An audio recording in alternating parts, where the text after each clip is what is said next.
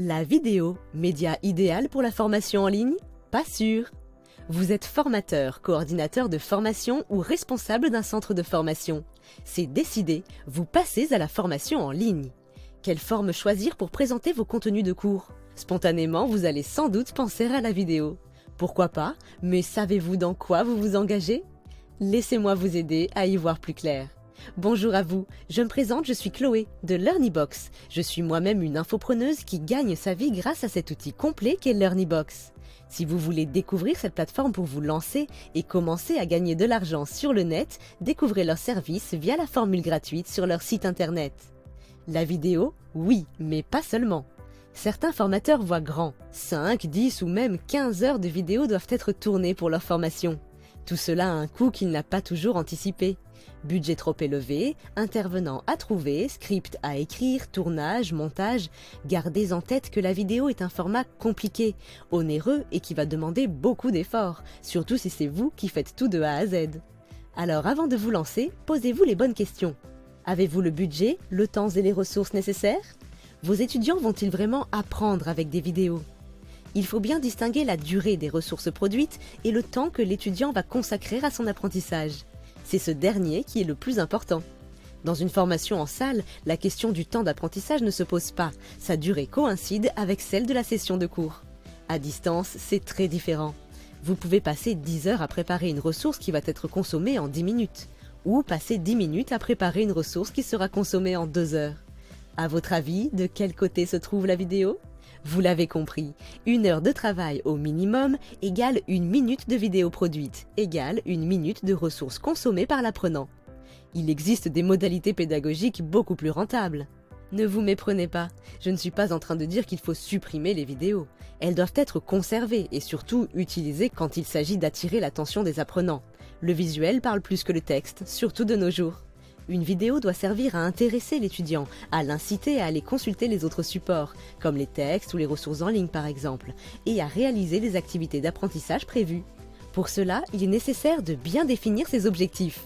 L'objectif, quand l'on crée une formation en ligne, est d'être le plus efficace possible. Comment?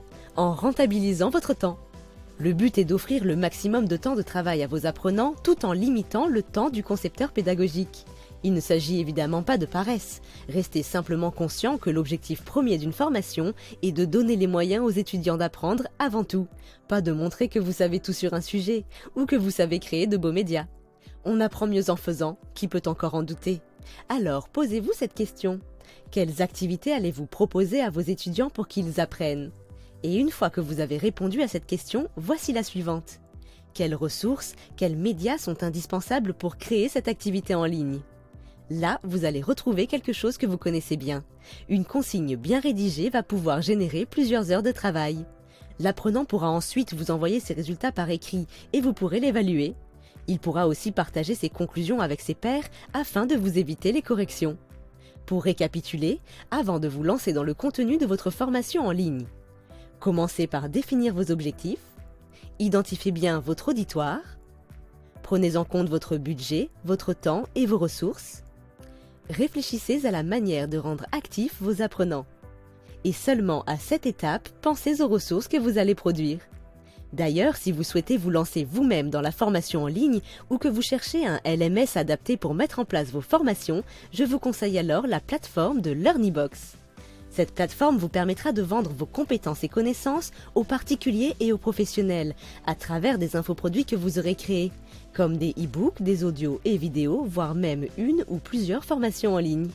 LearnyBox réunit l'ensemble des outils en ligne pour se lancer rapidement et avec simplicité sur le net.